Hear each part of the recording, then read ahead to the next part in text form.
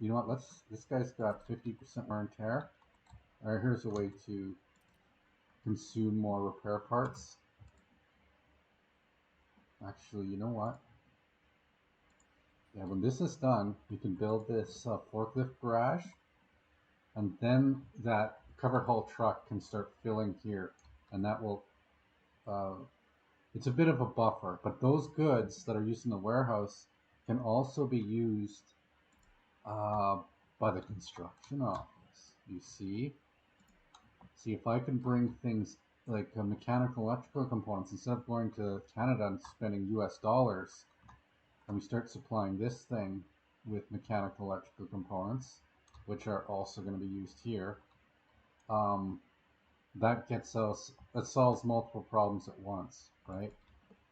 So uh, that probably will be set up by next episode. This is look at that 64 workdays. You know what? We're that close to it. Let's get it high priority, and let's move these all over. Because I want to bulldoze this actual road depot here and put in um, um, our end station. Actually, we can get rid of this one now. It's all good. And yeah, so these guys are repairing away. So what happens, like the way this works is there's these trucks that can go out and do road repairs, but also vehicles will just drive into the repair station on their own when they need to be repaired. But also, ones you park here will get automatically repaired just by parking them here. And generally, the ones that are like if they're 50% or worse, you want to park them here. But when you do this, you got this a little indicator here. Now, I don't know if this is any of this is in the campaign.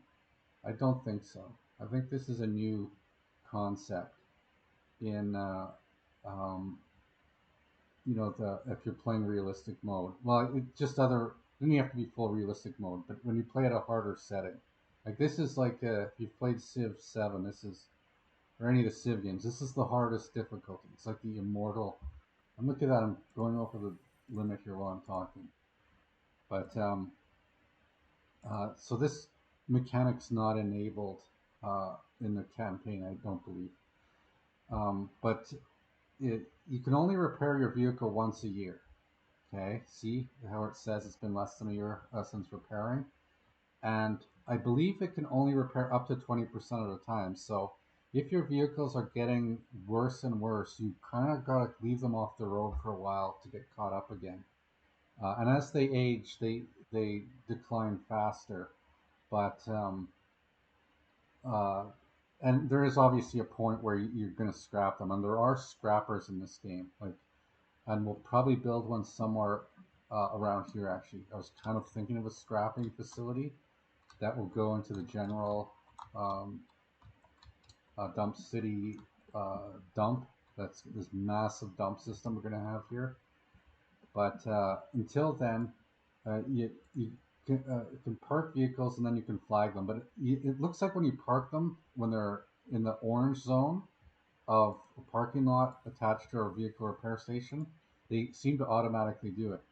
But if this vehicle, for example, wanted to repair, I could just go like that. And I don't think it will drive to the repair station, but I believe one of these trucks will go service it. Um, so that's kind of how you do it. So let's just see where it's going. It's going here. Yeah, so it's going to the one we just told it. Even though it's only got a little bit of wear and tear, 9%. That's how you do repairs in a realistic mode. They will intermediately scan and go on their own. You can manually assign them that way because it is there's a pulling interval. It's not super precise, and of course these vehicles will show up too. Like um, the repair vehicles might show up in the construction yard. They'll say it just so the vehicles can go from the construction yard to the repair station, or the repair station vehicle can come there, or you can flag them, but you can only do it once a year, and I think it's a maximum 20% repair. So, let's look at this one here. What's going on? Why is this one? Okay, I see. There's the progress of it. Okay, so this one's almost fully repaired. See, that's very nice. So that's, and once it's repaired, I'm going to send it back to whence it came from. And again, I don't have to do that, but just to demonstrate, like if you catch a vehicle and it's not doing them in the priority order, it's not necessarily the most damaged one that gets repaired. It's the one that's going to be, it's probably like a range thing too, right? Because it's going 3.5 kilometer range scanning for repairs, but how it prioritizes within that range, it's not going to be perfect. So that's how you keep your vehicles kind of in better condition.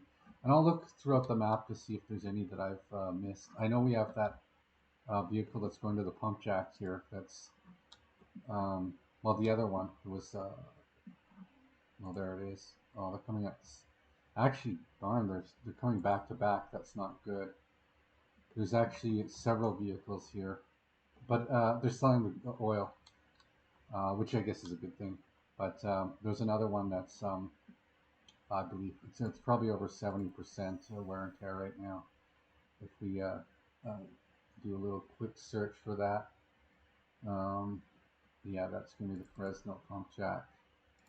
See that one, 68%. Oh, and it's out of fuel too. So, but we need all hands on deck. I thought this one was going to do the bulk of it, but it's triggering the ones from the distribution office to go there. But that's a little bit that's an explainer of how the vehicle repairs work. Maybe I'll clip that out, make it a mini tutorial. So in a subsequent episode, if you notice there's wear and tear in a vehicle, you just look at the tutorial now.